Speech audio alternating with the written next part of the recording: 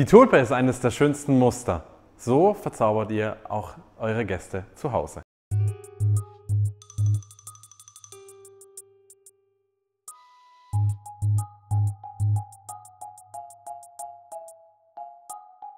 Für die Tulpe fangt ihr gleich an wie fürs Herz. Ihr fangt von oben an, Milch unter die Creme, geht dann nach unten, macht den ersten Punkt, macht den zweiten Punkt, macht vielleicht noch einen dritten Punkt, geht wieder hoch und zieht durch. Die Tulpe funktioniert so, ihr macht einen Punkt und ihr seht das auch jetzt im Video, dass ich den zweiten Punkt wie in den ersten reinschiebe.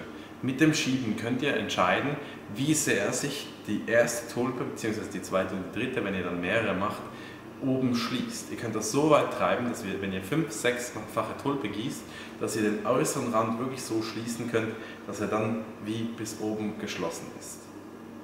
Das Schieben ist mit dem Fließdruck. Je schneller das ihr eingießt, mit mehr Fließdruck in die zweite Tulpe, also in den ersten Punkt herein, desto mehr schließt sich das.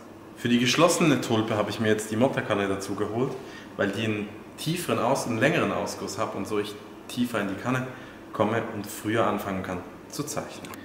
Ich fange wieder von oben an, Milch unter die Creme und ihr seht jetzt, ich setze den ersten Punkt und schiebe den zweiten richtig stark rein und den dritten schiebe ich auch nochmal stark rein und den vierten auch und den fünften setze ich aber nur noch hin und ziehe einmal durch und so hat sich die Tulpe geschlossen.